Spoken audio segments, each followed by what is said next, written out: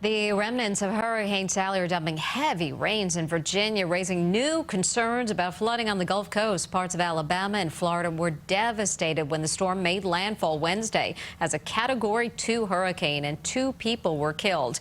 CBS News' Manuel Bojorquez reports from Mobile, Alabama. This is the damage leaders at the El Bethel Primitive Baptist Church in Mobile are still trying to wrap their heads around. Sally ripped the church's steeple right off the building. Yesterday, members of the church showed up to help Pastor Jonathan Yates and his family begin the cleanup process. We had preached messages prior to this storm about the Lord will provide our stormy people in a stormy world. He was preparing us for this. About 50 miles south, the damage is even worse. Fort Morgan, Alabama, near where Sally made landfall, is now a disaster zone.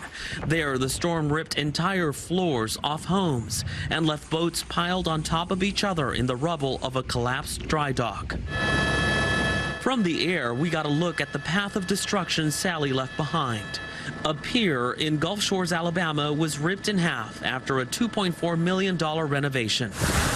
A ribbon-cutting ceremony was scheduled for the day Sally made landfall.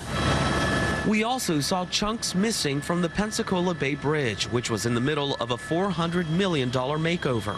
So far, the city of Pensacola says Sally caused more than $12 million in damage. Back in Mobile, Pastor Yates estimates it will cost about $300,000 to fix that steeple and the roof. He says he's just happy the damage wasn't any worse. We were emotional, very emotional at first. Really? But then we were thankful that there was no life lost. That's just the building. Yeah, that's just the building.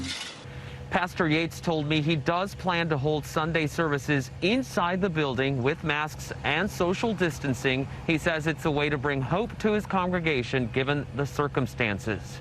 Manuel Bojorquez, CBS News, Mobile, Alabama.